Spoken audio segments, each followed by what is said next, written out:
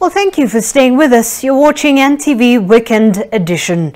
Now, Ethiopia's federal government and leaders in the war-torn Tigray region signed a peace accord on the 2nd of November 2022, followed by an implementation deal 10 days later in Nairobi here in Kenya. Since then, many steps have been made towards ensuring a lasting peace in the affected region. After making these steps towards ending the conflict, civil society and political groups in that country have stated that all parties in the conflict must act responsibly to build a solid foundation for peace. Leila Mohammed has engaged from Addis Ababa and has the following report. So I hope. After 2 years of heavy fighting between troops of the Ethiopian National Defense Forces and the TPLF, a much-anticipated peace deal mediated by AU's eminent personalities, including Kenya's former President Uhuru Kenyatta, finally came to fruition. We need to proceed with the national dialogue process, and then the things the broader side will be getting squeezed. Then the justice, the transitional justice process can proceed after that. Contentious nationalist mobilizations and nationalist dynamics have really contributed towards the escalation of conflicts in post-2018 Ethiopia. As the region opens up back with the recent delisting of TPLF as a terror outfit and the announcement of Getachew Reda as president of the Tigray region's interim administration, many within the country still believe it is important to ensure the full resumption of humanitarian services and other key services including banking and telecom. The Ethiopian government has also taken bold measures within the sphere of the agreement by institutionalizing the National Rehabilitation Commission and jump-starting transitional justice initiatives.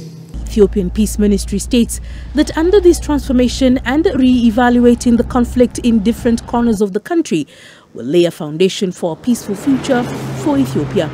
It's really important that Ethiopians themselves have the opportunity to engage from across all kinds of political divides, but also across the academic, civic, and political party divide, as well as with their government.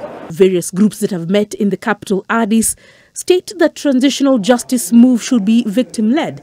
It should strike a balance between accountability and maintaining peace, as well as address root causes for the causes of conflict. Fundamentally, there was a political contestation around power, around the nature of the Ethiopian state, and also in a way a transition went wild, a transition went going really bad.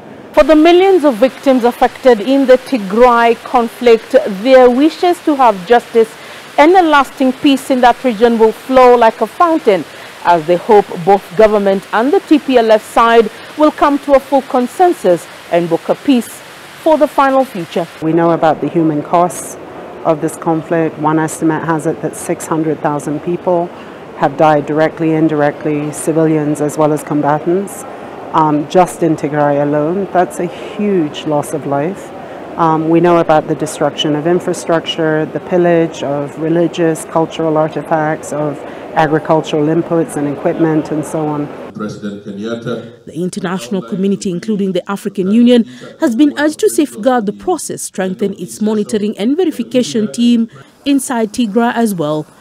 The Western world has been urged to lift sanctions to incentivize democracy to prevail inside Ethiopia, and also asked to refrain from taking sides or meddling in the process.